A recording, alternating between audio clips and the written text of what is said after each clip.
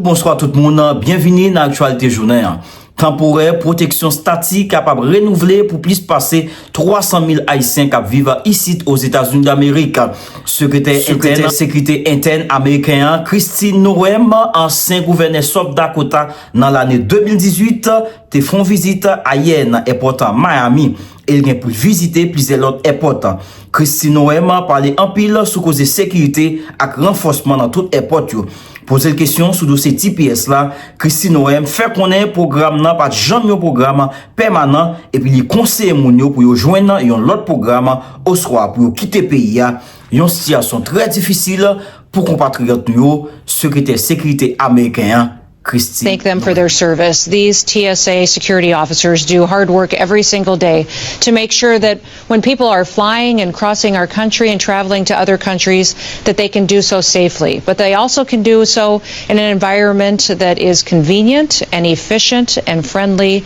And the individuals behind us are a prime example of doing that job and doing that work every day and doing it with excellence. We're here at the Miami International Airport to talk about two different things. We want to talk about the investment that is being made in security, but also to talk about what they have accomplished as far as making America safe again. Under President Trump's leadership, TSA has undertaken a large role in making sure that we're going after criminals, terrorists, and drug trafficking that could happen over our skies and through our flights that go across our country, but internationally each and every day. I want to talk about some of the results that they've had over the last year and highlight the work that is so important that our security checkpoints interdict everyday individuals that are dangerous, but also why these technology upgrades that we'll be investing in are so important to the future. We are working, and what has happened here at this airport is that over the last year they have prevented over 10,000 individuals from traveling that had ties to narco-terrorism. 85,000 individuals that had similar ties to terrorists and to terrorists on the watch list in the United States. Miami has a human trafficking unit that has done over 2,200 inspections over the last year, and made 24 child exploitation arrests, and then also took 60 adverse actions in order to revoke over 90 passport revocations. It's incredible the work that they have done to keep people safe, which is the mission that the Department of Homeland Security seeks to do every single day.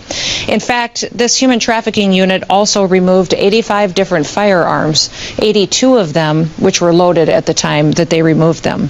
The tactical response team did over 2,089 inspections, took 71 adverse actions, and had 22 different nominations to the terrorist screening data set, which is so important for us to be able to work from in order to keep terrorists out of our country or remove them when necessary.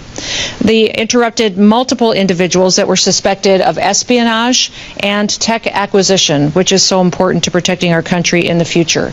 And the Port Operations Command Center, the Regional Carrier Liaison Group, they denied boarding to 9 different individuals that were on our suspected and terrorist screened database that is so important to keeping individuals with ties to terrorism around the world off of our airlines and out of our transportation networks. As you can see, what happens here at the Miami International Airport is incredibly important to the security of the United States of America. This is one of the busiest airports in the world. In fact, under Steve's leadership and David's leadership, they have brought in not just the golden age of travel, but they've also incredibly focused on keeping that travel secure and making sure that it focuses on hospitality as well. We have over 1,700 TSA employees here. They average 70,000 passengers per day, but just recently broke their all-time record of passengers screened at close to 100,000 people on January 4th of 2026. In fact, in 2025, 25 million people went through this airport. They're now undertaking a $9 billion modernization plan. They're investing in technology to make it more efficient for passengers to go through their checkpoints and to do so in a way that makes the experience pleasant for them as they travel with their families and their friends. TSA is putting $100 million into that investment, but just recently we've also announced that we will be spending another another $1 billion in technology upgrades across the country in our airports to partner with them on what they can do to keep Americans safe. We'll be increasing our canine presence with teams that will deploy all across the country, computed tomography and enhanced imaging technology. In fact, here Concourse D at the Miami airport is a state-of-the-art concourse that is allowing passengers to get screened over 30% faster. They're using an automated return system that's allowing 500 different bins per hour to be returned automatically, saving the passengers time so they can get to their gates and get on their flights quickly.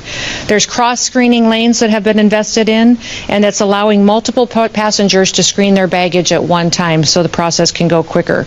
They're rolling out bulk resolution tech, making the possibility for liquids and more personal items to go on airplanes with individuals as long as they are deemed safe. They're implementing biometric gates, and will be implementing also TSA touchless pre-check ID and making targeted upgrades at the busiest airports. With these security upgrades, it'll be invested in not just here at Miami, but across the country at those busiest airports.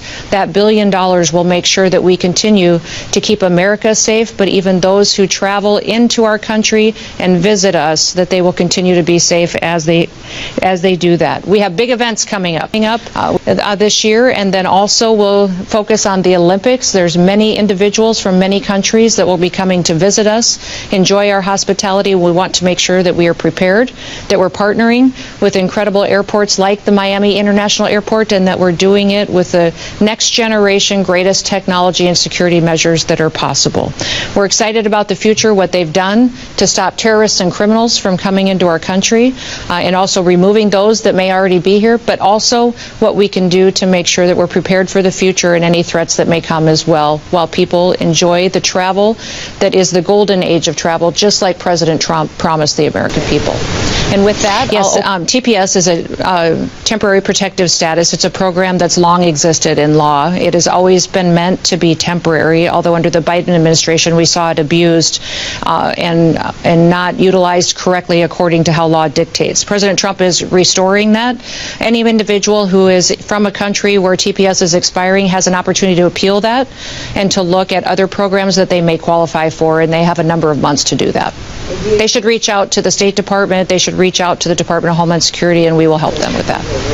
The State Department gives us the analysis, and the Department of Homeland Security implements the program. So as TPS for Haiti expires, those individuals can all work with us to see if it is following the law to stay here, and if not, they will return home. Merci tout le monde qui t'a suivi nous depuis le commencement jusqu'à la fin. Jeudi à c'est 2 février, journée mondiale, zone humide. Restez avec nous en cas d'évolution. N'a pas tourné. Ou voulez toujours informer, restez connecté à Cohorte Info. Cohorte Info, toute information pour permettre de rester connecté à l'actualité dans tout domaine. Actualité politique, culturelle, économie, sport, musique. Junior Auguste apporte toutes nouvelles, les grands points qui dominent l'actualité. Cohorte Info. Restez connecté à Cohorte Info sur Facebook, YouTube et TikTok. Cohorte Info, ban Cohorte, n'a bon info. Cohorte Info, nouvelle 50.